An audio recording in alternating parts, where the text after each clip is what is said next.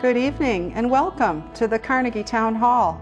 This meeting of the Sioux Falls City Council will begin in a few moments. The City Council meets on the first, second, and third Tuesday of each month at 7 o'clock p.m. and serves as the city's policy-making and legislative body. Each meeting is governed by Robert's Rules of Order unless those guidelines conflict with city ordinance or charter. City Council meetings offer an opportunity for citizens to speak directly to their elected representatives. Those in attendance are invited to address the Council during the public input segment at the beginning of the agenda. At that time, any issue that is not subject to formal action later in the agenda can be addressed. Testimony that concerns a resolution or an ordinance's second reading is only allowed when those specific agenda items are being addressed by the Council. When addressing the Council, citizens should speak directly into the microphones at the podium and state their names for the record after being recognized by the chair. To accommodate and respect all viewpoints, citizen comments are limited by ordinance to no more than 5 minutes each. Comments should be respectful and focused on providing new information that will benefit the Council's deliberative process. The chair reserves the right to limit the number of speakers. City Council meetings are broadcast live on CityLink and online at www.siouxfalls.org. Information regarding the City Council, its committees, meetings, briefings, and members is available by visiting www.siouxfalls.org/council or by calling the Council office at 605-367-8085. Thank you for your interest in Sioux Falls City government.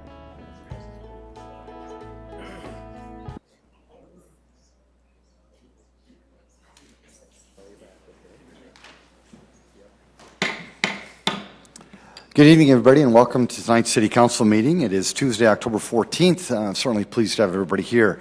We'll start our meeting by introducing you to your City Council. Council members Rolfing. Here. Staggers. Present. Anderson. Erickson. Here. Erpenbach. Here. Jameson. Here. Karski. Present. Kiley. Here. Thank you all, councilors, for being here tonight. We appreciate it. We start our meetings in Sioux Falls with an invocation. We will have Councilor Erpenbach lead us in the invocation tonight. Thank you, Councilor, for doing that. And then after the councilor is done, if you'd remain standing, we'd appreciate that for our Pledge of Allegiance. Councilor Erpenbach, thank you.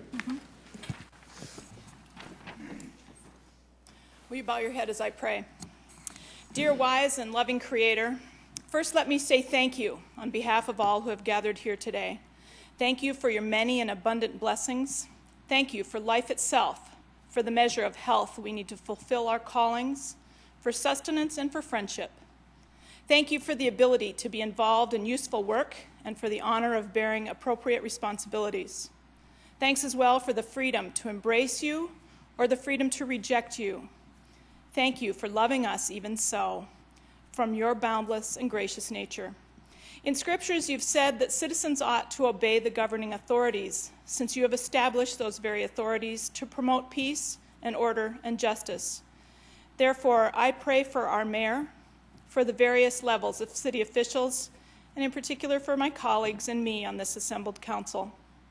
I'm asking that you would graciously grant all of us wisdom to govern amid the conflicting interests and issues of our times, a sense of the welfare and true needs of our people, a keen thirst for justice and rightness, confidence in what is good and fitting, the ability to work together in harmony even when there is honest disagreement, personal peace in our lives and joy in our task. I pray also for the agenda set before us today. Please give an assurance of what would please you and what would benefit those who live and work in and around our beloved city of Sioux Falls. It is in your most blessed name that I pray. Amen. I pledge allegiance to the flag of the United States of America and to the republic for which it stands, one nation, under God, indivisible, with liberty and justice for all.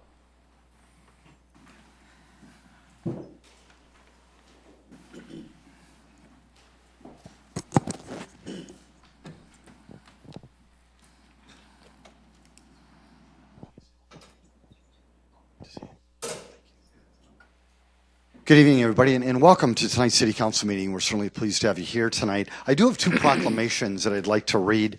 Is there anybody here on behalf of Domestic Violence Awareness Month? Welcome. Thank you. Would you mind introducing yourself to the people of the town? Sure. Amy Carter with the Family Violence Council. Amy, good to have you here. Thank you. The proclamation reads, whereas over 4 million women are victims of severe assault by their intimate partners annually in the United States, and nearly 1 in 4 women are likely to be abused by a partner in her lifetime. Whereas children who grow up in violent homes are abused and neglected at a rate higher than the national average. Whereas in 2013, 1,239 domestic assault cases and 242 protection order violation cases were investigated right here by the Sioux Falls Police Department and the Minnehaha County Sheriff's Office. Again, that was 1,239 domestic assault cases. Whereas in 2012, 46% of the murders in South Dakota were a result of domestic violence. Whereas a dedicated group of citizens have been fighting domestic violence together through the Minnehaha County Family Violence Council for 32 years. Whereas wearing a purple ribbon during the month of October will demonstrate support for the victims of domestic violence. Whereas the voices of victims offer us important insight into the personal pain and loss that victims endure, and are voices that deserve our attention, our respect, and our support. Now, therefore, I'm Mike Huther, Mayor of the City of Sioux Falls, do hereby proclaim the month of October 2014 as Domestic Violence Awareness Month in Sioux Falls, and urge all citizens to become actively involved to work towards improving victim safety and holding perpetrators of domestic abuse accountable for their actions against individual victims and our society as a whole. Amy, thank you for your work. Thank you, everybody.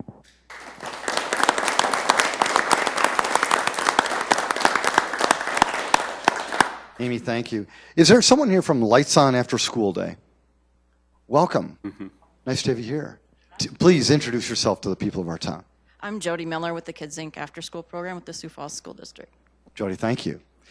The proclamation reads, whereas the citizens of Sioux Falls support quality after-school programs and opportunities because they, number one, provide safe, challenging, and engaging learning experiences that help children develop social, emotional, physical, and academic skills. 2, support working families by ensuring their children are safe and productive after the regular school day ends.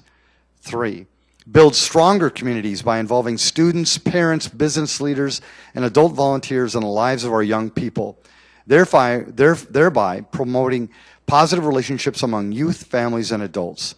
And 4, engaging families, schools, and community partners in advancing the welfare of our children. Whereas Lights On After School, the national celebration of after-school programs, promotes the importance of quality after-school programs in the lives of children, families, and communities. Whereas more than 28 million children in the United States have parents who work outside the home. In South Dakota, 75% of 6 to 12-year-olds have all available parents in the workforce, and 48,969 children are unsupervised after school. Whereas many after-school programs across the country are facing fundamental shortfalls so severe that they are being forced to close their doors and turn off their lights. Whereas the citizens of Sioux Falls are committed to investing in health and safety among all young people by providing expanded learning opportunities that will help close the achievement gap and prepare young people to compete in the global economy. Now, therefore, I'm Mike Huther, Mayor of the City of Sioux Falls, do hereby proclaim October 23rd, 2014 as Lights On After School Day in Sioux Falls, and commit our city to engage in innovative after-school programs and activities that ensure the lights stay on and the doors stay open for all children after school. Thank you for your efforts.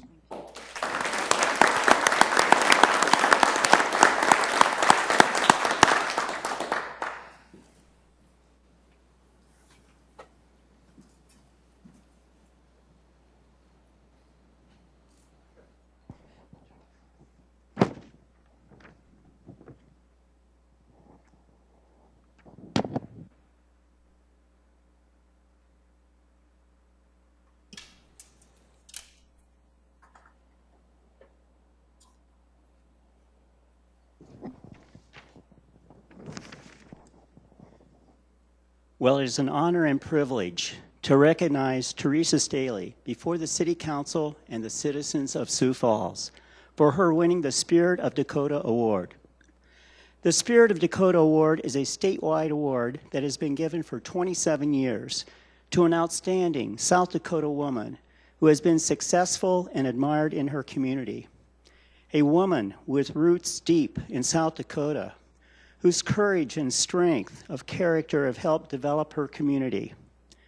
Teresa Staley is a professional music teacher and citizen advocate who has led 2 successful citywide petition drives. One petition drive to save a neighborhood pool, and a second petition drive to acquire snow gates that will benefit all of Sioux Falls. Teresa, you now join the ranks of only 2 other special Sioux Falls women who have won this award, Irene Fisher-Kuhn and Sylvia Henkin. Congratulations, Teresa.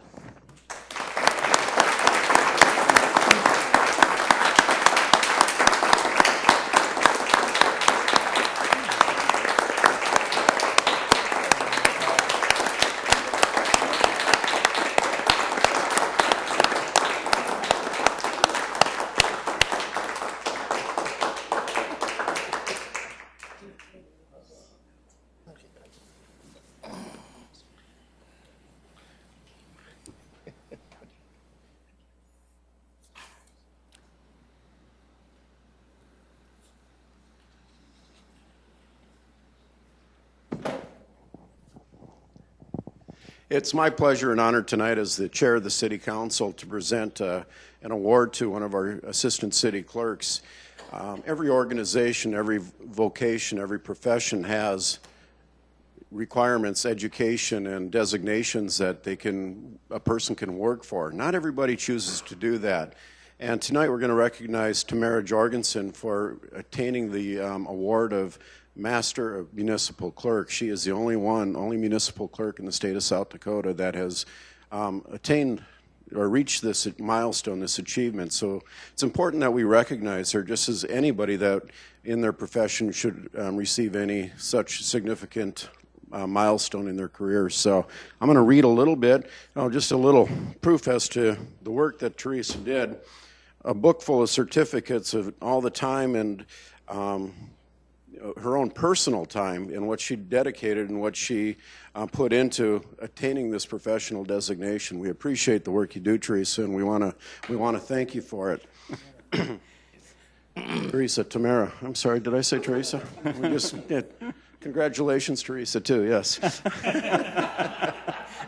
Very much so. I already called her and did that. Tamara, this letter is from the International Institute of Municipal Clerks. To whom it may concern, Tamara Jorgensen, MMC of the City of Sioux Falls, South Dakota, has earned the designation of Master Municipal Clerk, which is awarded by the International Institute of Municipal Clerks, Incorporated.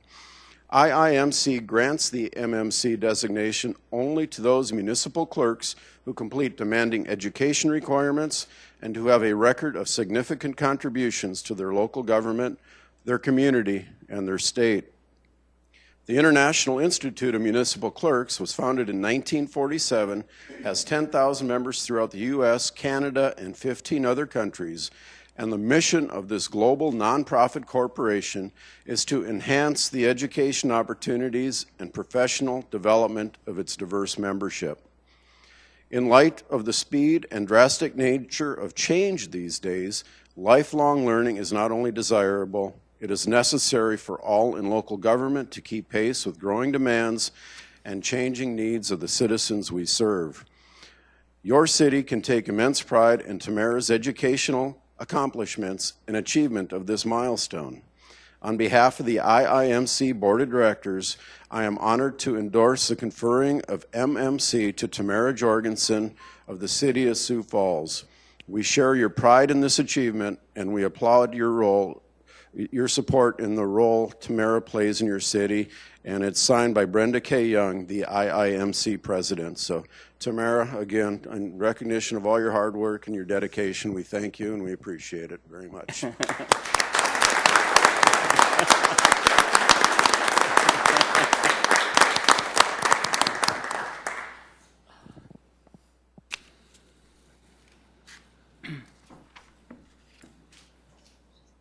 Councilors, thank you very much. We'll now move to our consent agenda. Any motions, changes, discussion? Move to approve. Second. Thank you. Councilor Erickson's made a motion to approve these items, seconded by Councilor Urbanbach.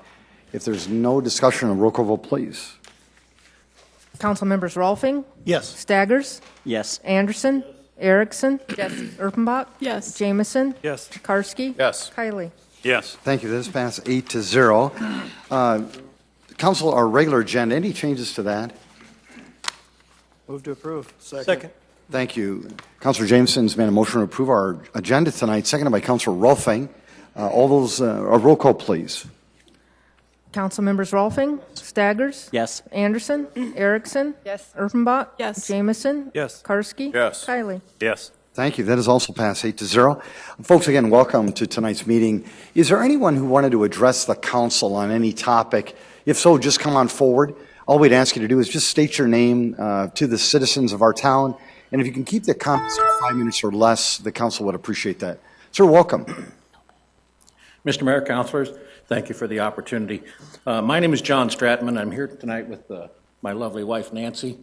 She and I own property at 1013 South Sherman. Our concern is that of the house to the north of us at 1009 South Sherman. It's in considerable disrepair, and it's come to our attention that the folks that are occupying it are living in a house without water and electricity. I brought along some photos to show just exactly what the conditions are. I don't know if they can be put up on the screen.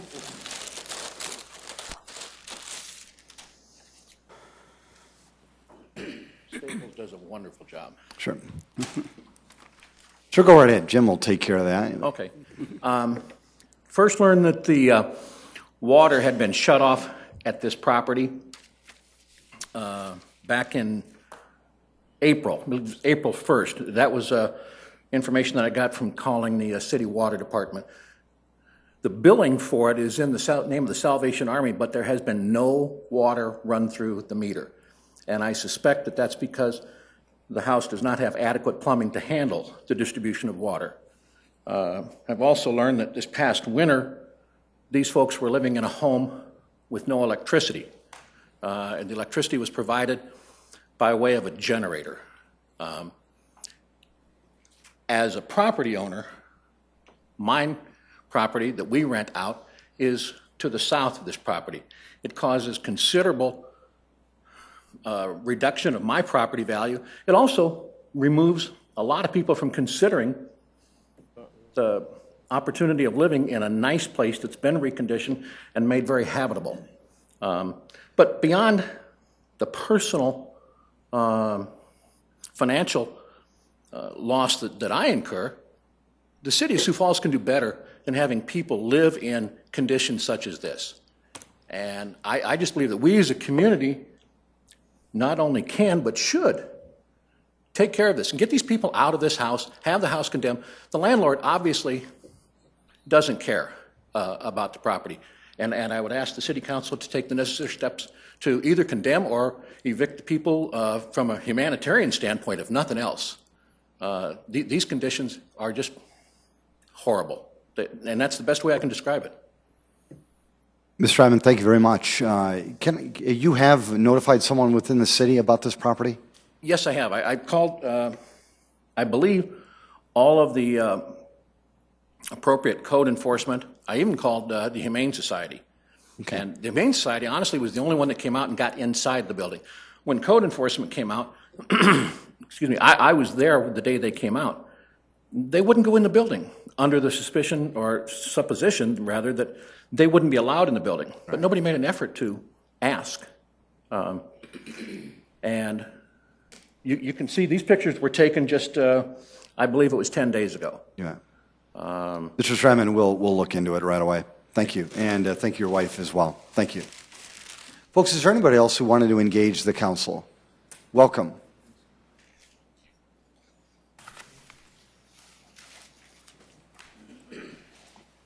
Mr. Mayor, Council, tonight's session deals with a little bit of history. Many years ago, I was in Edinburgh, and I was up at the castle, which some of you probably have visited. And when we got done with the tour, we looked back, and one of the Americans on the tour looked back and said, what about those buildings there? Sir, could you just relay your name, please, to the people of our town? Bob Colby. Thank you, Bob. Anyhow, we were still looking at these older buildings, and the gentleman said, what about those older buildings over there? And the tour guide said, oh, they're not important. They were built in the 1700s, which says something about us. Just looking at some of the things that we've had in our community that have gone by the wayside. Some of you may remember the Phillips House out in Terrace Park that was used to house the Lions, and they were going to tear it down, and Hazel O'Connor got an injunction and went out there at 8:30 in the morning, and the bulldozers had been there at 7:30. Or the Bishop O'Gorman's house down on 7th Street. We had Mr.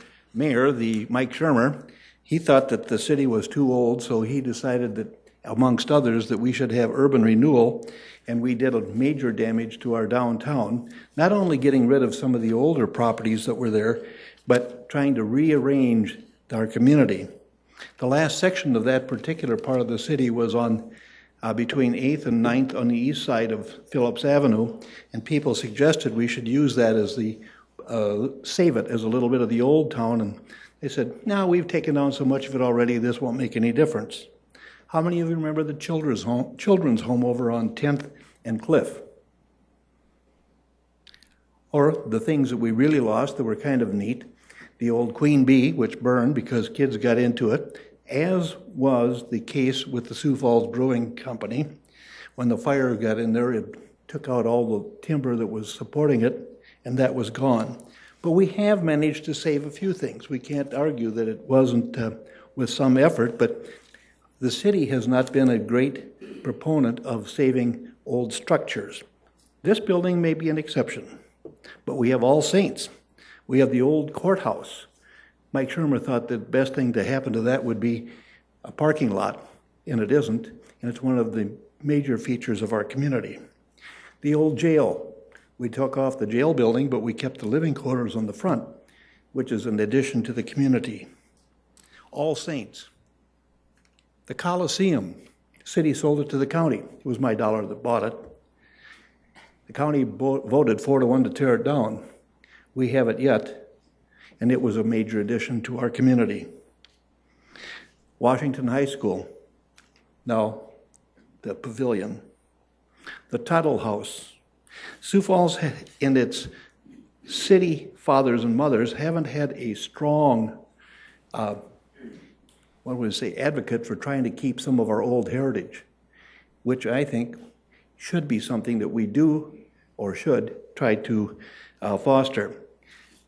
The previous gentleman that spoke about a building that was not being taken care of, it would do the city good to take and adopt a destruction by design ordinance. If you want to have some idea what it would be like, Deadwood has it, but for a different purpose. But there are people who own structures, they take the money out of it, and finally when it caves in and the property tax keep going down, well, it's destruction by design. And this is an avenue to cause people to continue to maintain their property. Now, as an aside, before I leave, tomorrow is October 15th. It's important to me, but why it should be important to you. In 1880, the first snow blizzard came. There was a blizzard every month in October, November, 2 in December, 2 in January, 1 in February, 1 in March, and 1 in April. The snow that came in October lasted till April, which made for a major flood. That's another story. But that was the blizzard of Laura Ingalls Wilder. So what we might consider is, what would happen if snow came tomorrow and we had a blizzard and we had that snow last for 6-7 months? Sometimes it's nice to live in South Dakota, and sometimes we wished we lived elsewhere. Thank you. Folks, welcome.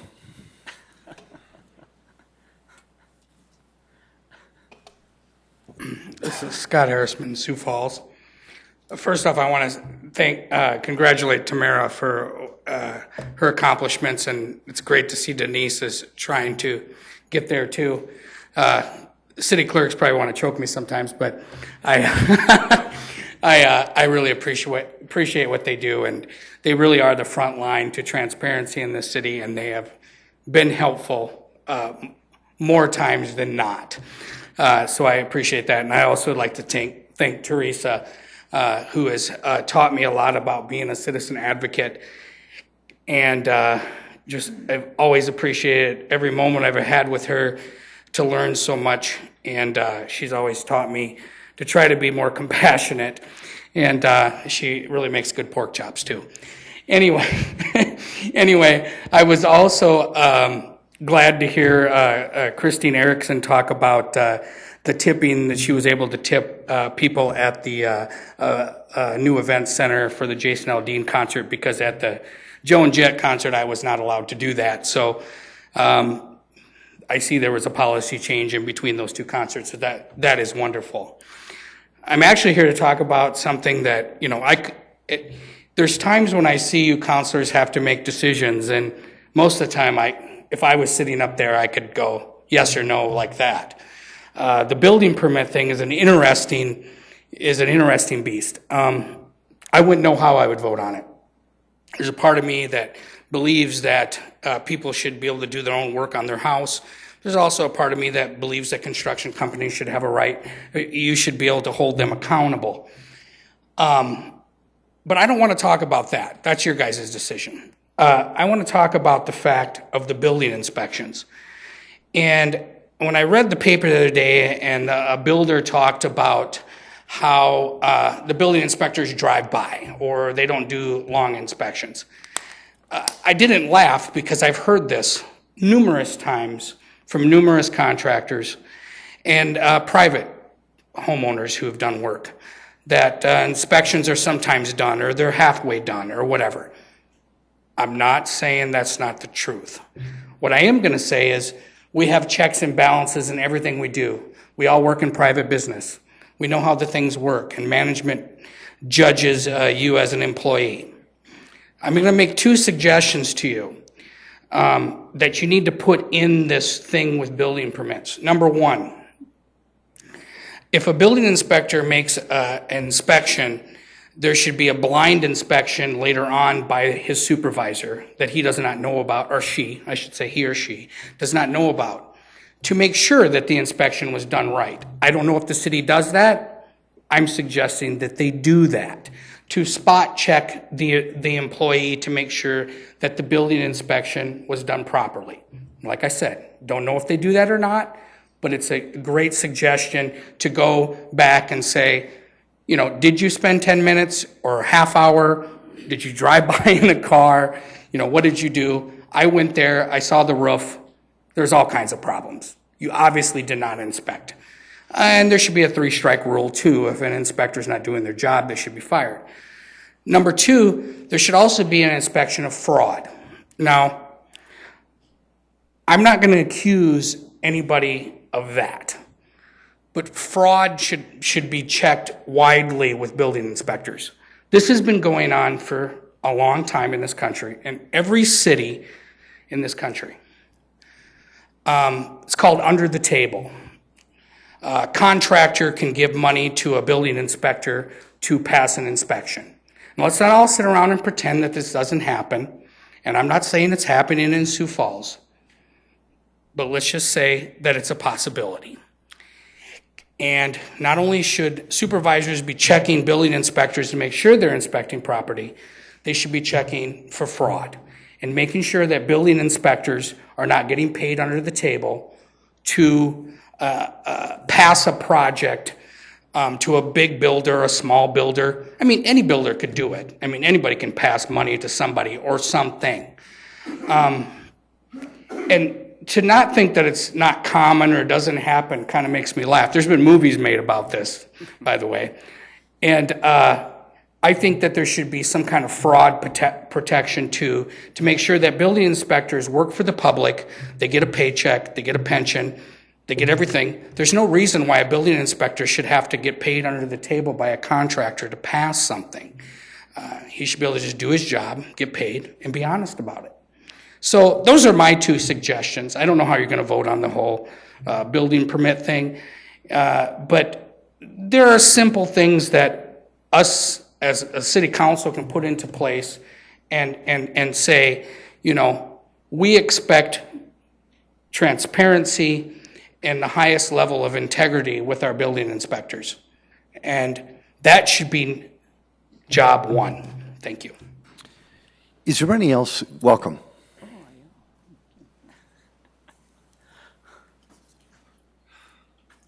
Hi, Whiteman, Sioux Falls. I wasn't really going to talk this evening, but I spoke to one of the counselors pertaining to the event center and the siding. She said she didn't care. That's not an attitude a counselor should have. That event center is going to cost the city $185 million when you figure the interest and what have you into it. It's not just a fly-by-night outfit that's supposed to build it. She should care.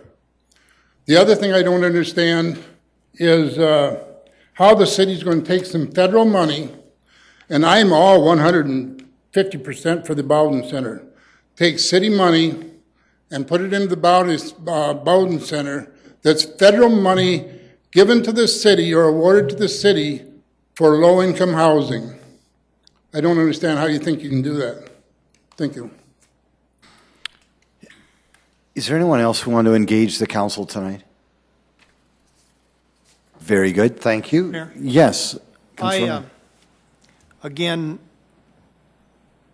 need to speak because of the accusations that were made, and I know that Councilor Rolfing, I'd encourage you to not. Again, one of the great things about this country and about the city is that and about this forum, which you folks have asked me to help moderate for you, is to let these folks speak, and then we move on. Fine. The word accusation was enough. Thank you. Except, Mr. Mayor, I'd like to clear Councilor Erickson's name this evening because I did say to Mr. Weiderman that I don't care about the siding and that it will be fixed and we will not pay another dime for it. Very good. Again, thank you all for your service. Thank you all for your testimony, or whatever we'll call that. We'll move on to item number 8. Item number 8.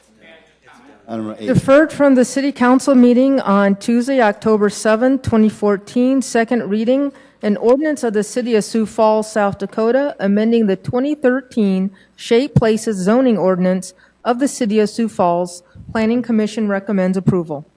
Jason Beaver, representing Planning and Building Services. Planning and zoning staff have identified several sections of the Shade Places zoning ordinance that need some correction and edits so we can implement it correctly. I'll just briefly go through some of them. One of them is taking out the MD3 form from the text portion of the live work zoning district. It was shown incorrectly in the text, but correct in the specific interface. Changing the text for the NF1 form from a level A buffer yard to a level B buffer yard when adjacent to single family. Adding assisted living to the BCF3 form to allow some of these larger facilities over 2 stories in height. And moving the definition of greenways and highways to the definition section, and then including 3 specific diagrams on how to measure sign height on the left, sign area on the right, and sign face on the bottom.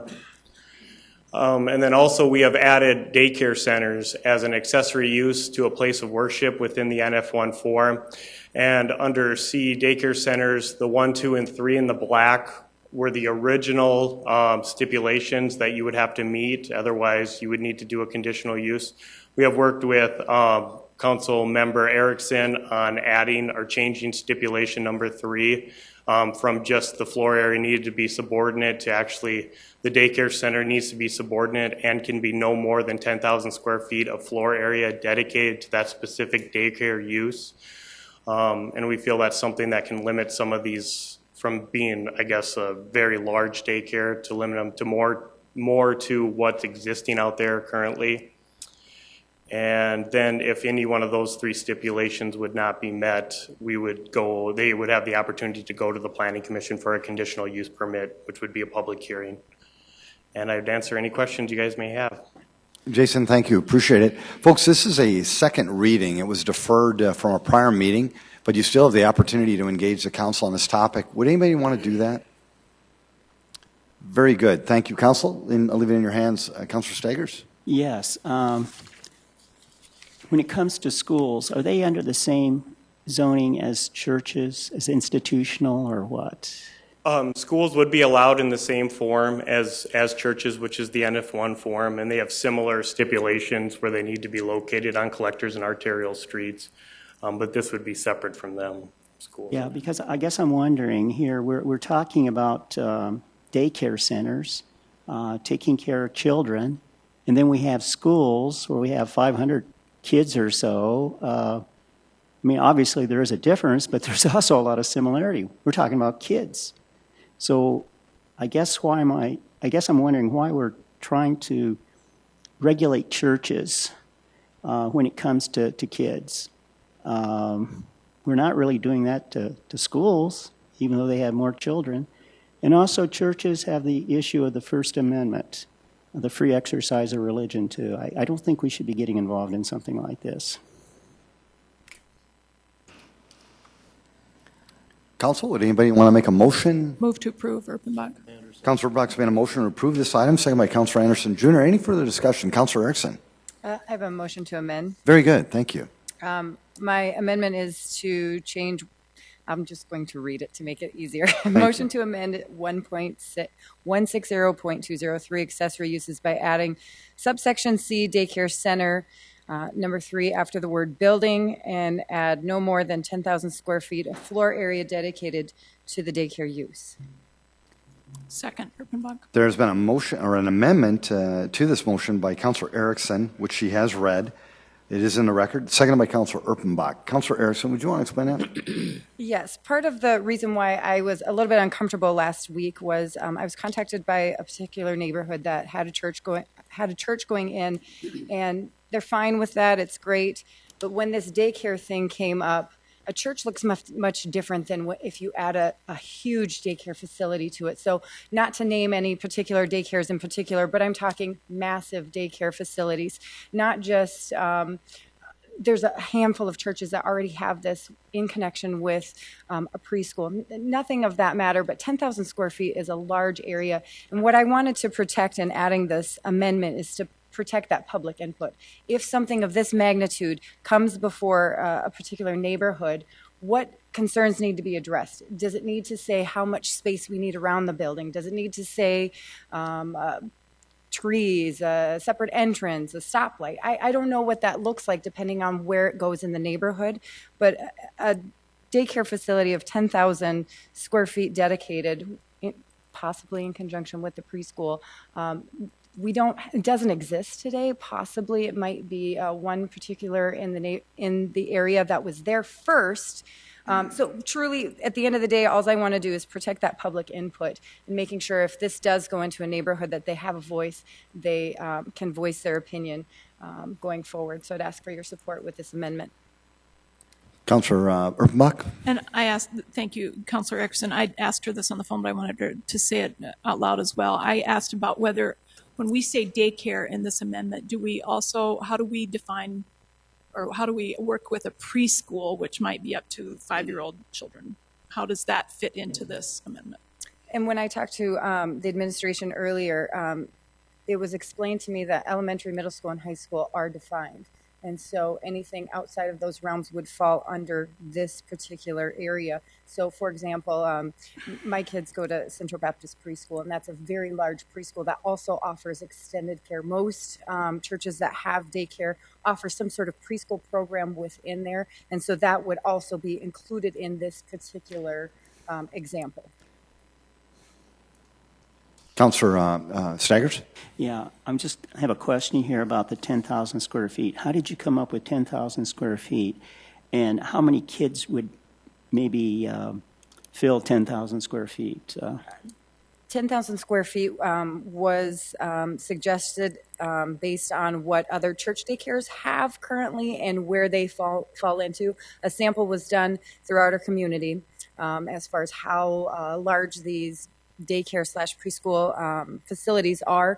And currently right now, I think it might only be Central Baptist Church that would fall into this realm. That was there first, and the house is built around them.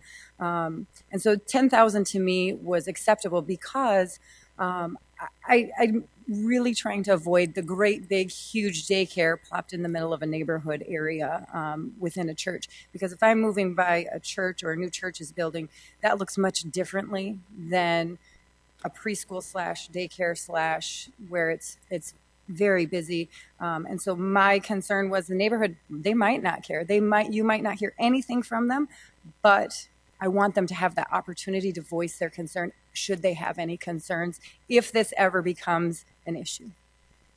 Thank you. Very good. There has been a motion to amend by Councilor Erickson, has been seconded. Good discussion. A roll call vote, please. Council members Rolfing. This is on the amendment? On the amendment, yes. Want to clarify? Yes, on the amendment, Councilor Rolfing. Yes. Staggers. No. Anderson. Erickson. Yes. Erpenbach. Yes. Jameson. Yes. Karski. Yes. Kiley. Yes. The amendment is passed 7-1. Any further discussion on the amended main motion? A roll call vote, please. Council members Rolfing. Yes. Staggers. No. Anderson. Yes. Erickson. Yes. Erpenbach. Yes. Jameson. Yes. Karski. Yes. Kiley. Yes. That is passed 7-1. Thank you. Item number 9. Second reading, an ordinance of the City of Sioux Falls, South Dakota, providing supplemental appropriations. City Council, City Clerk, $110,000. Lori, hi. Hi, Lori Hogstead, City Clerk. As Denise read, this would be a supplemental in the amount of $110,000 for the purchase of the DS 850 central scanner and tabulator. The county has purchased one of the tabulators, and this funding would allow the city to purchase the tabulator for use at the county facilities during election processing. I gave a very detailed presentation at first reading last time. I won't go through that again unless you would like me to. All right, but I didn't pull it up, so I thought maybe you remembered what I did last time. Plus, I just can't top that again. So anyway, if you have any questions, I would be happy to answer them. If not, I would appreciate your approval of this supplemental. Lori, thank you. Yes. Is there anyone in the audience who wanted to address this item? And people of Sioux Falls, Lori did give a very detailed presentation last week, and it was very detailed. So, Councilor Staggers. Yes, Lori, my understanding is that the county went ahead and voted to purchase 2, but we decided to help them out by purchasing 1 and giving it to them. Is that a fair assessment? Not quite. The county agreed to purchase 1 machine using their HAVA funds, the Help America Vote Act, and then they asked us as the city if we would be interested in purchasing a second machine. That's how we have operated in the past. Our previous machines that we have been using down there, the 650 model, the city had purchased 1, the county had purchased 2, and the school district had purchased 1. We're now at the point with these machines that we will not need 4. 2 will be more than sufficient. And so the county is purchasing 1, and we are purchasing 1 in the effort of collaborating with the county on elections. They do count all of our election returns for us on election evening, and they are not required to. State statute, Chapter 12, which is our election statute, it's 1217B4, states that the municipality may enter into an agreement, so there is no requirement for them to do this for us. And so this is just our part in saying we appreciate what you do for us, helping us with tabulating, and in turn we're purchasing this machine. Is there any thought of the school district purchasing a machine too to make it fair all the way around? County purchased 1, we purchased 1, and then the school district purchased 1. You know, I have not been involved in that discussion. That would be between the county and the school district.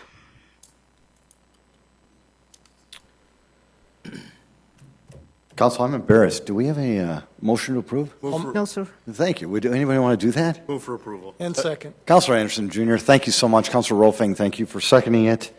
Can I Councilor Staggers? ask one other question real fast? Just to clarify, we're not going to be responsible for any of the maintenance or anything on the machine, is that right? We're just purely giving them the machine and then they take care of it from then on? That is absolutely correct, and they will take care of the maintenance, any contractual obligations they will have with the machine, making sure it stays in perfect working order. That will all be taken care of by the county, and we will have an amendment to our agreement with the county for election services coming forth. That was approved by the county commission approximately 2 weeks ago, and that will be coming back to us with signatures, and then we will put it on one of our agendas for approval as well on our end. So that's exactly it. We'll pay for it. It will be down there, and they will take care of it. Okay. A roll call vote, please.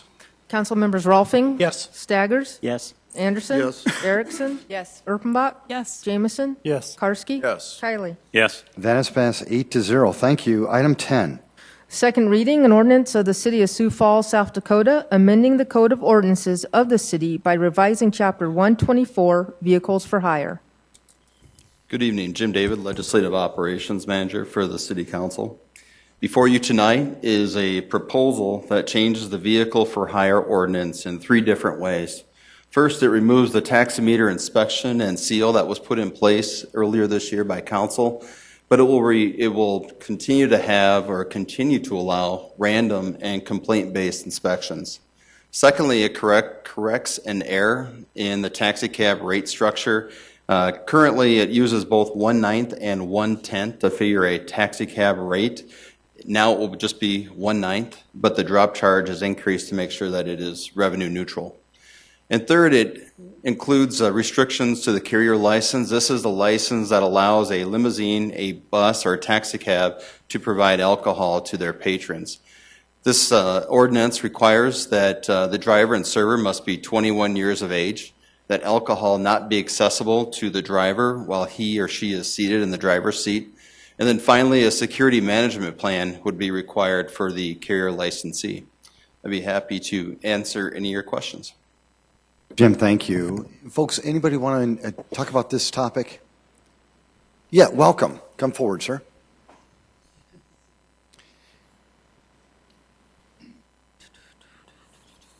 Good evening. My name is Brent Kinsley, Sioux Falls, South Dakota. Welcome. I own Yellow Cab, and along with my partner Tally. Want to make a comment on the ordinances. First of all, I'm very appreciative that the seal has been eliminated, and that with a random or complaint-based thing, that is a very good thing. Okay. It kind of harkens back to how much is 100,000 square feet. It's a mathematic thing. It's, you know, the taximeters are a mathematic calculator, all right? And it goes on, we're basing this on 1 mile, okay? The city has gone off the 10th mile for the drop, and then gone to the 9th mile, okay? It's a simple math. A mile is 5,280 feet. 1/10 of that is 528 feet. 1/9 of that is 586 feet. 0.666 to infinity.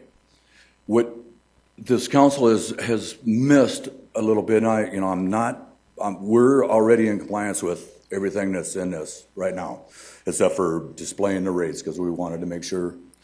But anyway,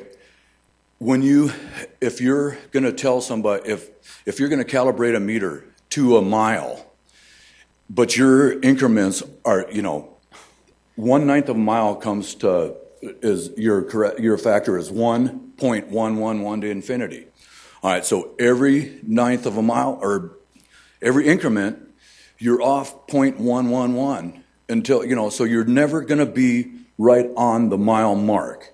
And I wish that I had display to put it on a graph paper for you, but it should, and then if you say, well, okay, you just round it. Well, rounding it would be to the 10th. And it just makes really good sense to make that increment a 10th. Now we're living with the 9th mile, but if you come and shake my tree and say, I want to, calibrate your meter, when we go a mile, it's going to be a mile and so many feet. And the further you go down the line, the further that is going to increase. And like I said, I'm pleased that that we've come this far. There's just a couple more simple, and I'd like to share my experience and knowledge with the cab business with you guys. I'm not trying to cheat anybody. I'm trying to make it easy and equitable for everybody involved. And it's really not makes sense to have an odd number for your increment.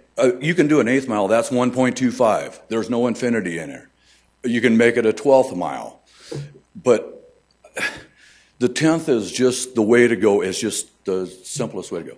But I do appreciate all the hard work that y'all have done, and we're going to try to make it. I want to say one thing that, with the new rate structure, it has increased our rates, and so what the customers pay. The upside of that is that the drivers got a pretty good raise, and so there's a positive there. But if you build up the body and you cut out the heart, then you're no longer a viable business. So if I'm not able to pay the freight, it doesn't matter how much these guys make. So thank you very much for your time. I appreciate it. Very good. Thank you. Thanks for being here tonight. And thanks for doing business in Sioux Falls. Anybody else want to engage the council before I turn it over to them? Very good. Councilor Karski. Jim, if you don't mind, I know you told me the logic about going to the 9th of a mile. Can you just share that? Why we're doing that? This is how it looks in the proposed ordinance. You'll see here we just changed it to 1/9, which is what subsection 2 is, 1/9. The goal has been to make it revenue neutral. If we would have did 1/10 in the first mile, it would have increased the actual fare. And I think the goal here with staff and with all of the council members involved was to make sure it was revenue neutral. If there was a discussion for rates, we'd defer that to the council if they want to increase rates. But as staff, our goal was to make sure that there was not an increase. That is left towards the council if they want to do the increase. Thank you.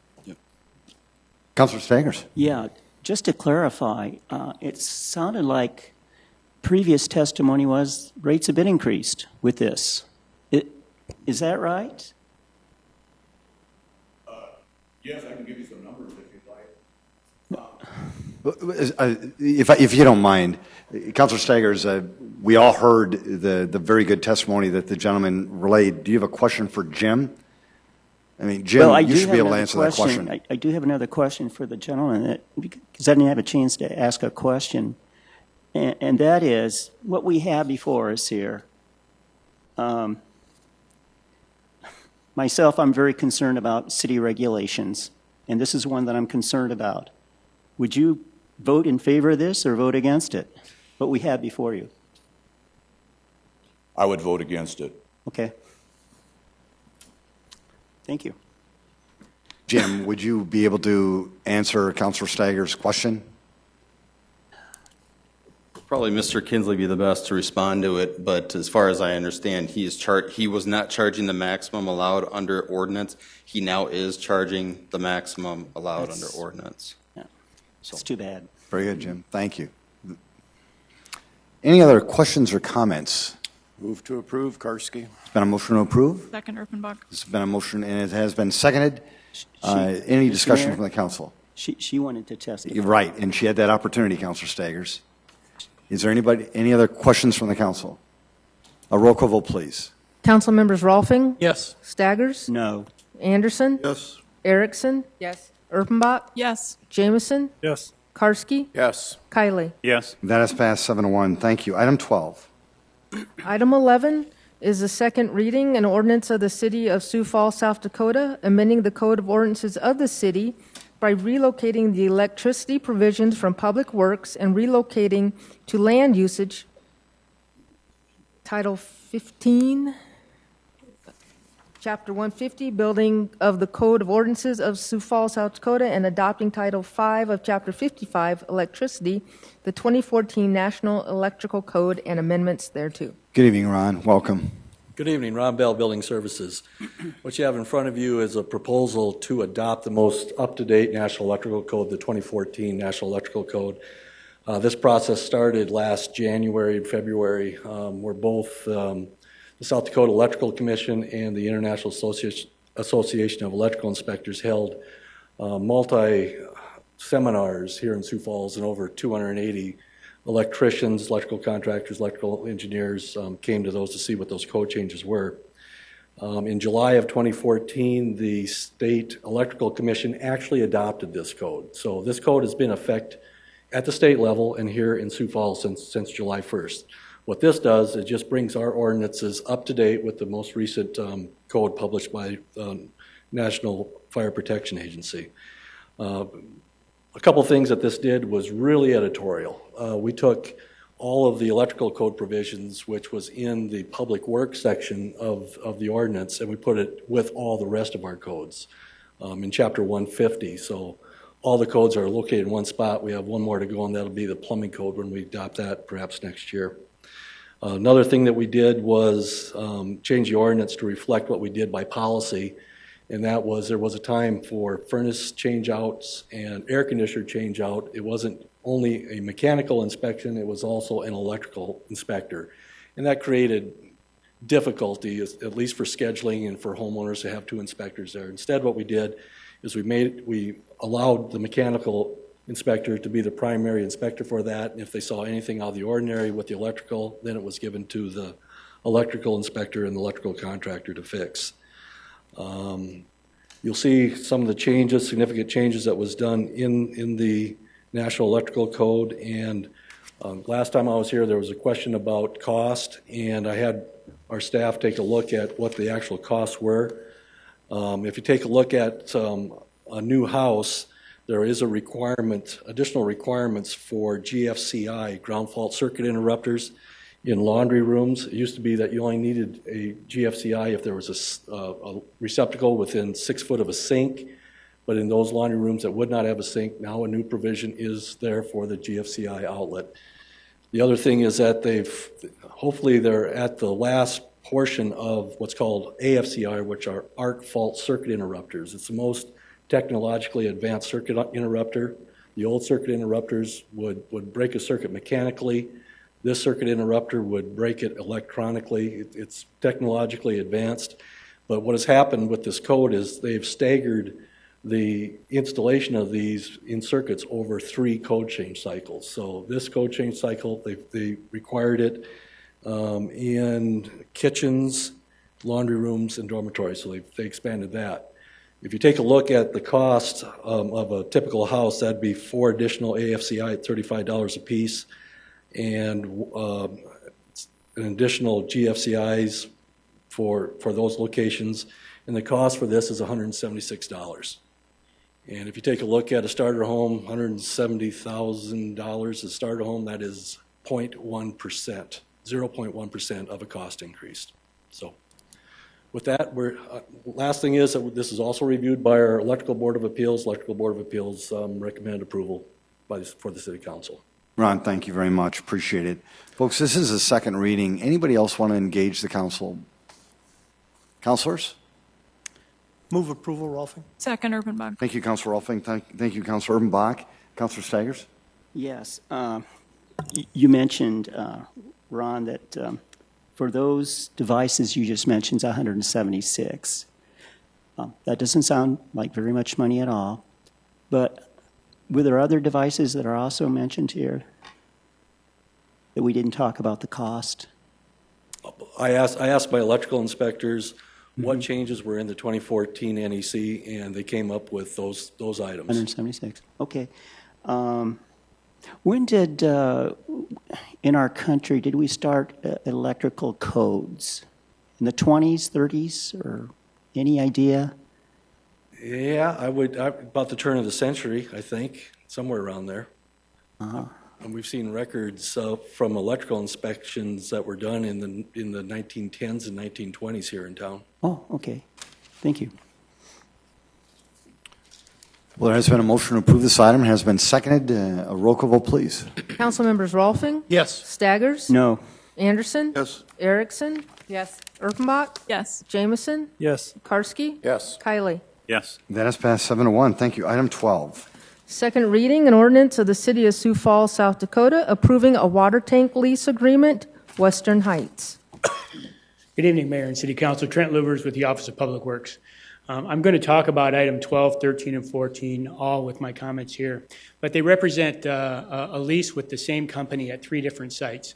We manage communications equipment on top of the water towers and 1 monopole in the city. So the 3 towers that we're talking about is the Western Heights Tower, which is out by Roosevelt High School, the Melanie Tower, which is near 26th and Sycamore, and item 14 would be the 57th Street Tower, which is 57th and Cliff Avenue. This lease is a 20-year lease. It comes in 5-year sections, so each 5-year renewal period is automatic, and the city and the tenant have the ability to deny the lease. And then at each renewal period, there's a 10% escalator on the rental fee. This program overall, all our tenants generate about $135,000 worth of revenue for the water fund that gets kicked back into relief rate revenue. And I would appreciate your support tonight. Thanks, Trent. Appreciate that. Would anybody want to engage the council on this topic? Councilors? Move approval, Erickson. Second, Anderson. Councilor Erickson has made a motion to approve this item, seconded by Councilor Anderson Jr. If there is no discussion, a roll call vote, please. Council members Rolfing? Yes. Staggers? Yes. Anderson? Yes. Erickson? Yes. Erpenbach? Yes. Jamison? Yes. Karski? Yes. Kylie? Yes. Thank you. And number 13. Second reading, an ordinance of the City of Sioux Falls, South Dakota, approving a water tank lease agreement, Melanie Tower. And Trey, you have no additional comments, do you?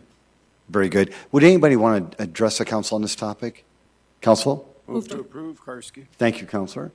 Second, Rolfing. Seconded by Councilor Rolfing. A roll call vote, please. Council members Rolfing? Yes. Staggers? Yes. Anderson? Yes. Erickson? Yes. Erpenbach? Yes. Jamison? Yes. Karski? Yes. Kylie? Yes. Item 14, please. Second reading, an ordinance of the City of Sioux Falls, South Dakota, approving a water tank lease agreement, 57th Street Water Tower. Anybody want to discuss this item? Council? Move for approval, Anderson. Thank you, Councilor. Second, Erickson. Thank you, Councilor Erickson. These are really critical items, and so thank you for jumping in. A roll call vote, please. Council members Rolfing? Yes. Staggers? Yes. Anderson? Erickson? Yes. Erpenbach? Yes. Jamison? Yes. Karski? Yes. Kylie? Yes. Those pass 8-0. Thank you. Item 15. First reading, an ordinance of the City of Sioux Falls, South Dakota, amending the Code of Ordinances of the city by revising Chapter 90, Animals and Fowl, Subchapter, General Provisions. Evening, Chief. Good evening, Doug Barthel, Police Chief. 2 weeks ago, we covered in detail our deer management plan, and a critical piece of that was the deer feeding ordinance change to ban feeding within the city limits. So I won't go into the whole detail of it, but in a nutshell, it basically prohibits feeding of deer within the city limits with an unnatural food source if it's located less than 5 feet above the ground. This would be a critical piece. As we work to control the deer herd, it's important that we also control continuing to attract them as well. So we'll add this to our management plan as we're putting the finishing touches on that and submit that to the Game Fish and Parks Department. So, Chief, thank you. This is a first reading, folks, so you don't have the opportunity to engage the council. But, Council, did you have any questions or comments for the Chief? Move to approve, Karski. Second, Erpenbach. Councilor Karski has been motioned to approve this item, seconded by Councilor Erpenbach. Councilor Rolfing. Thank you. You're welcome. I mentioned the turkeys and whatever it was, wild turkeys. You mentioned the feeding was going to be above 5 feet. Is that what you said, or below 5 feet? It would be legal to feed things above 5 feet, so that, in other words, so the deer can't reach them. So this won't apply to bird feeders, those sort of things. Right. I'm just trying to. You're asking about turkeys? Yeah, I know it sounds Chief, dumb, what about turkeys? I understand. Turkeys weren't included in this. Frankly, we've got a greater issue with the deer right now. I think enforcement of the turkey feeding is going to be a much more of a challenge than the deer one. Well, let's see what it is, because I'm just thinking that somebody's going to say, no, I was feeding turkeys. And then we got a problem, because you can't say they weren't feeding turkeys. And so that was why that was one of the reasons I was doing this. Let's see how it works. If we're finding something like that, then we can come back. All right. Fair enough. Councilor, thank you. Good job. Well, very good. A roll call vote, please, to set a date of hearing and second reading for Tuesday, November 4th to discuss this item once again. Council members Rolfing? Yes. Staggers? Yes. Anderson? Yes. Erickson? Yes. Erpenbach? Yes. Jamison? Yes. Karski? Yes. Kiley? Yes. That has passed 8-0. Thank you. Item 16. A resolution approving the release of a permanent easement located in Track 14, Subdivision of Lot D, Ellis and Eastern Addition to the City of Sioux Falls, Minnehaha County, South Dakota. Good evening, Chad Hevey with the Engineering Division of Public Works. This drainage easement is in northeast Sioux Falls, just south of Rice Street and the Lowell Avenue intersection. This portion of the easement does not contain utilities, and the property owner has requested it be released. Engineering recommends approval. Chad, thank you. Folks, anybody want to discuss this item? Yes, Councilor Staggers. I just got a question here, Chad. Okay, let's suppose we release this easement, and then maybe in the future the city would like to have the easement back. Would we have to pay them for it to get it back, or how's that work? Oh, a few years ago we did a drainage project where we installed large diameter drain pipes or storm sewer pipes under Lowell to connect these two drainage ways, and so the drainage team has evaluated whether we would ever need this, and we've determined we do not. Yeah, but I'm just a hypothetical. In the future, we needed it for some reason. We'd probably have to pay, would we? We typically don't pay for easements, so we would certainly go to the property owner and request the easement, but it could come to something more if it got to that point. Okay, thanks. Move to approve, Erpenbach. Second. Thank you, Councilor Bach. Thank you very much. And it was a fight for second, but I'm going to give it to Councilor Rolfing for that. And any discussion? A roll call vote, please. Council members Rolfing? Yes. Staggers? Yes. Anderson? Erickson? Yes. Erpenbach? Yes. Jamison? Yes. Karski? Yes. Kiley? Yes. That has passed 8-0. Thank you. Council, I know you've had a long day today, and I thank you for that. I don't see any USF students. Move to adjourn by Councilor Erpenbach, seconded by Councilor Rolfing. All those in favor say aye. Aye. Opposed? This meeting is adjourned. Thank you, Councilor, for your service. Make it a great night.